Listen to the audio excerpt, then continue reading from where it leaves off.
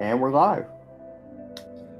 Welcome to the show. There's been an amazing adventure in this game called Live, and I think that it really sets us right to today's topic, which is spiritual awakening. That experience of becoming more aware of yourself and your connection to the universe and all that is. And that's what brings us today to this conversation, to talk about spiritual awakening. Well, this is my favorite topic of all topics, so I'm very happy to be a part of this. It's something I think about a lot, and mine happened recently enough that it still feels fairly fresh, even though it's been 3 or 4 years now. And, I love the topic because I love it for myself, to be able to tell my story, but I also really love to hear other people's stories. And I've been really surprised at some of the different situations that have caused people to awaken. So I love listening to channels. I don't really accept anything anyone ever tells me, but I really love listening to them as to see other people's experience, because I like to think that there's one source, right? And that it multiplied itself infinitely. And some of those infinite pieces are what we would call, from this perspective, higher evolved beings, aliens, angels, ascended masters, and the sort. And I like hearing the different perspectives that flows through. And that's what I love about Terence McKenna, because Terence McKenna talks about that exactly. That's where the ETs are, right? They exist there, and then that's the majesty of the brain, because you look at the brain and you look at the universe, and the circuitry is exactly the same. It's like, who's to say that the drugs, the psychoactive that we take, don't unlock those wormhole portals in our brains that bring us to these places? And like stuff like DMT specifically takes us there. DMT is, I'm not going to get into that. We already know DMT, acid, mushrooms, that type of stuff. Tools that are pretty much keys to opening up the gates to the places. Wow, Shiloh. You just hit a lot of points that I went through on my during my hypnotherapy session.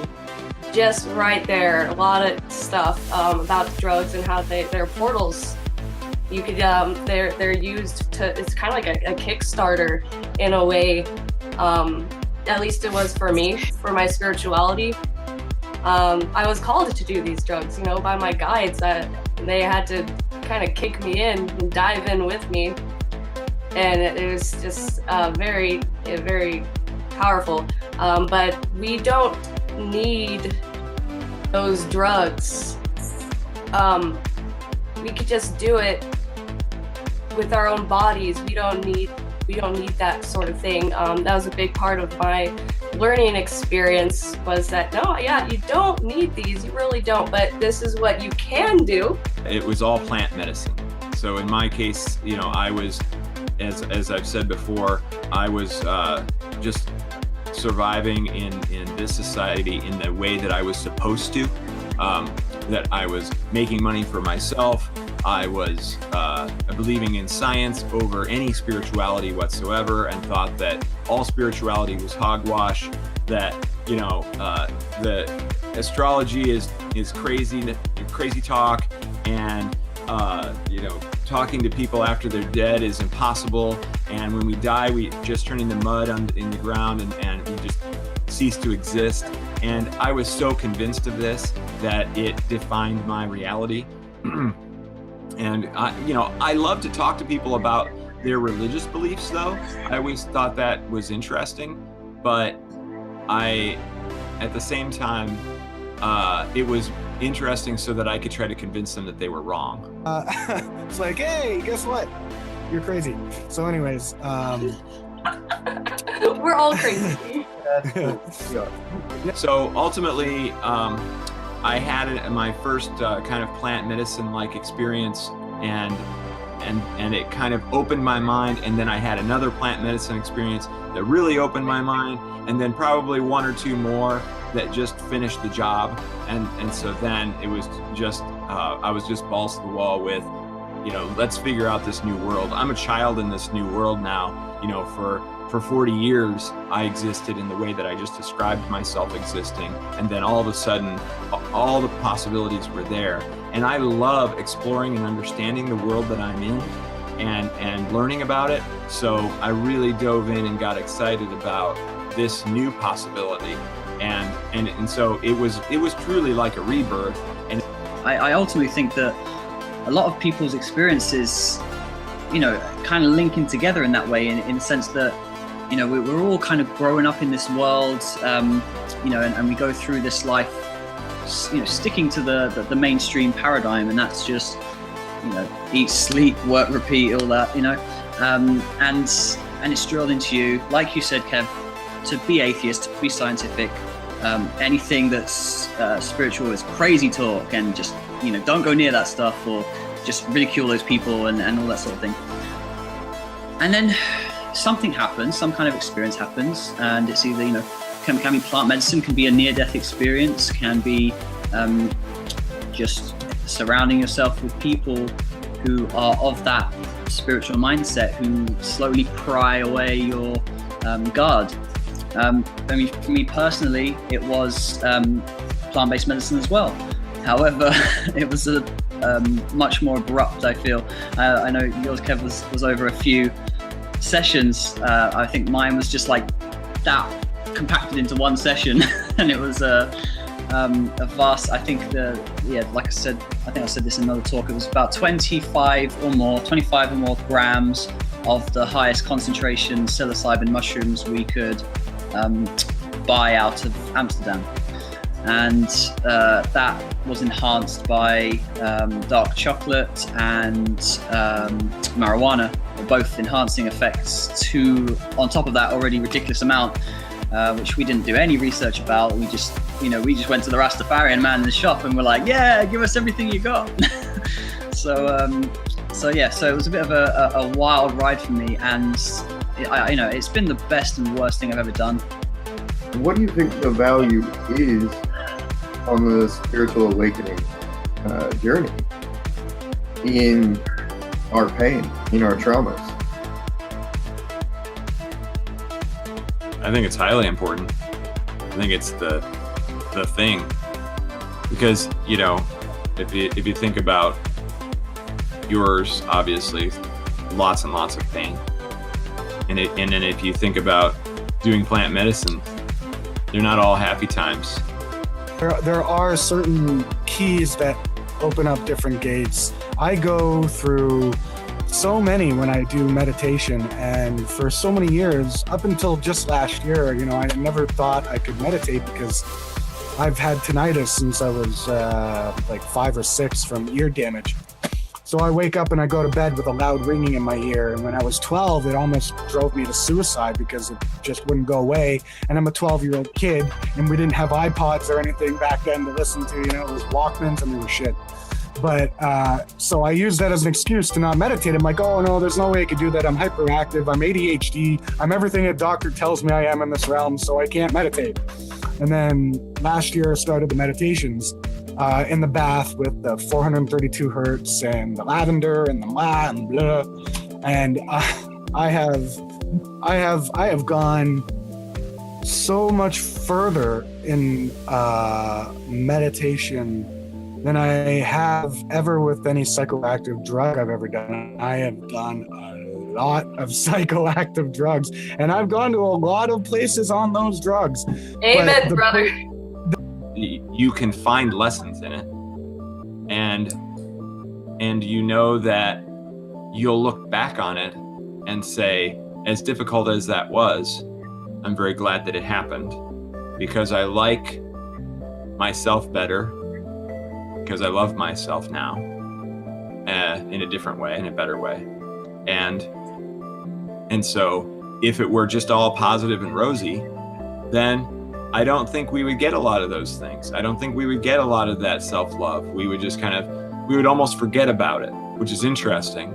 that our memories are best at something that's gone wrong than for something that's gone right.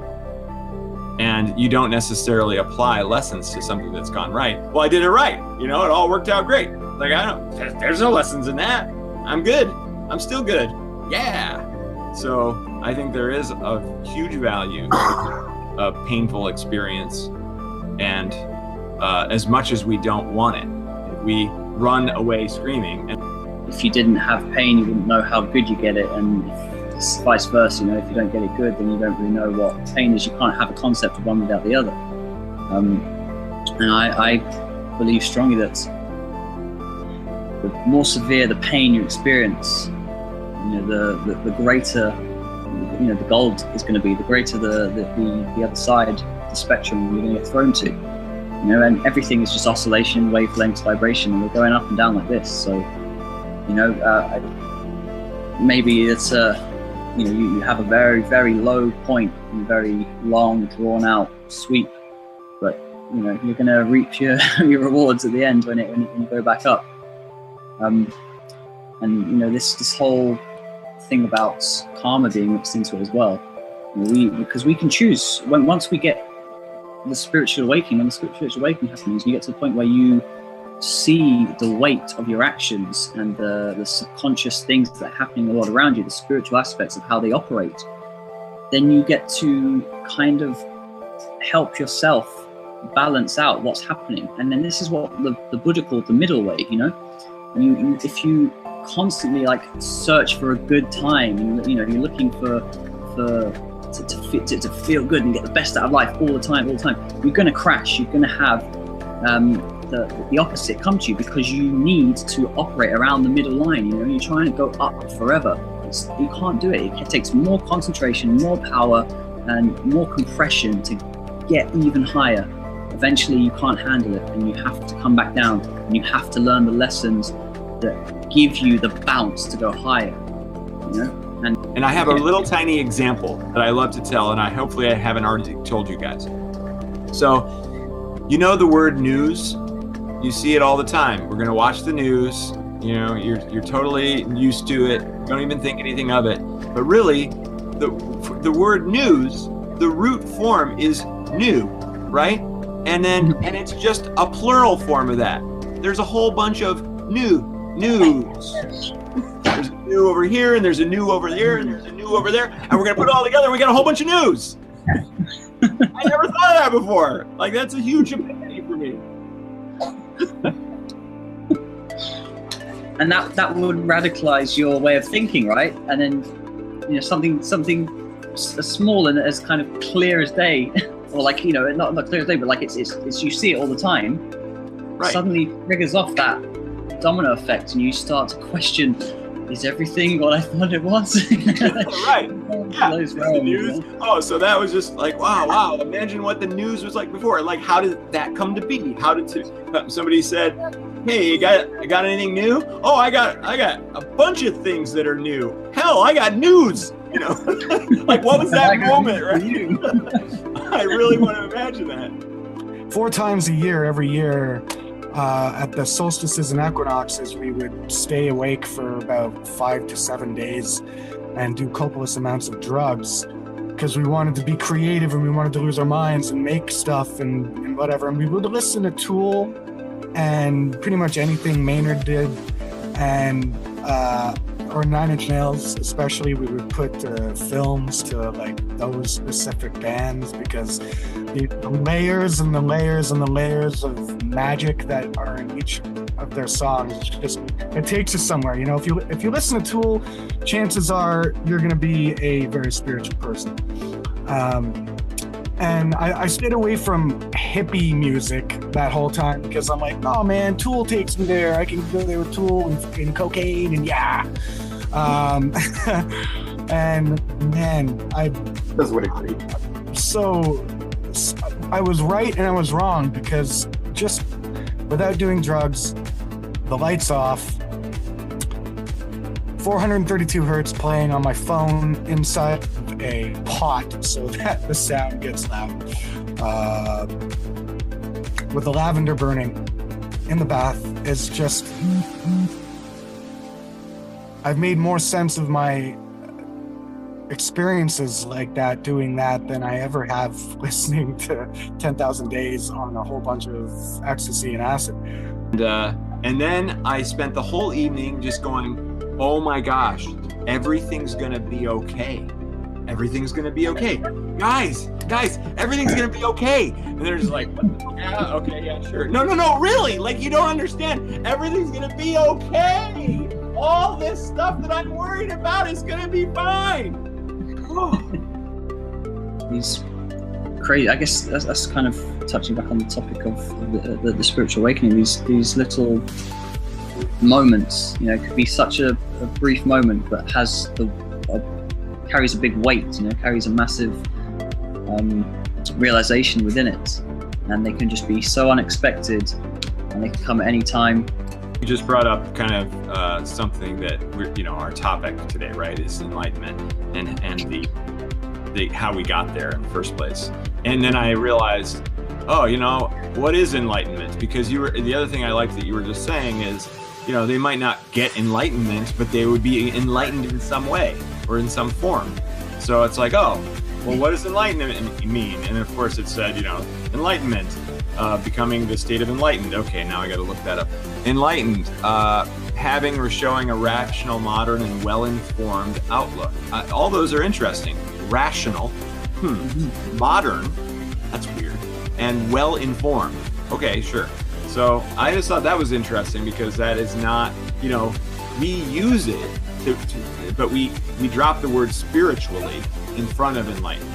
But really, the root form of the word is just simply to be, have more information, what do I think of when I think of it, even if it's not spiritual in its basis? Enlightenment is like, now I look at things very differently than I used to. This is a major development. Everything that I had thought before, I am now questioning, and now I have an all new perspective. That could be about the Pittsburgh Steelers. It doesn't necessarily have to be about spirituality, but what's interesting about it is, or for me it is, I've always loved epiphanies. I love those moments when you've been going along thinking one thing, and then all of a sudden something happens and you just go, holy crap, that I didn't even realize that.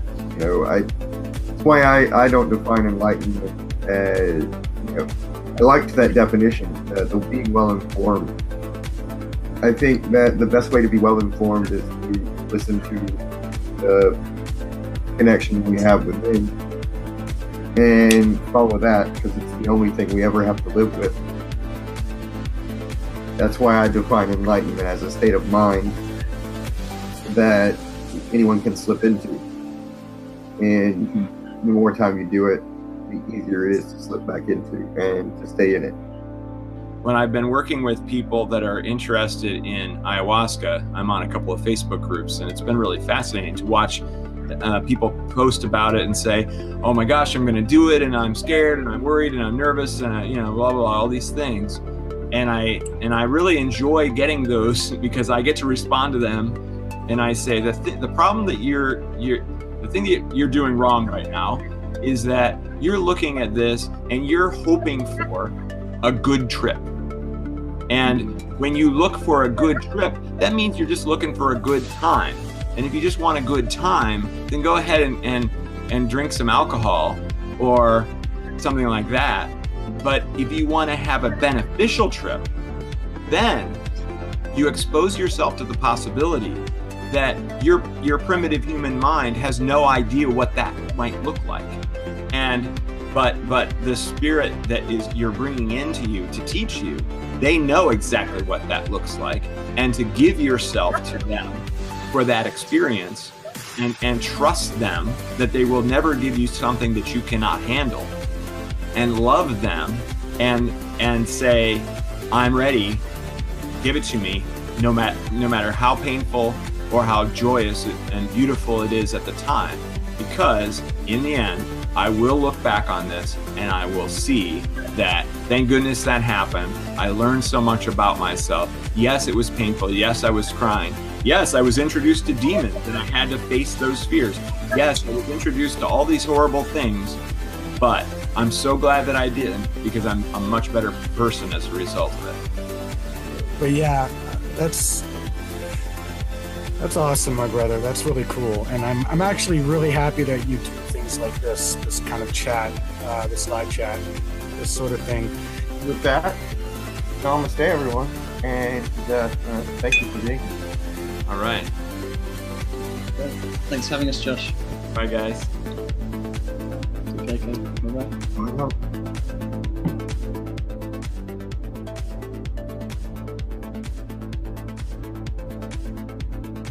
I love you, my friend.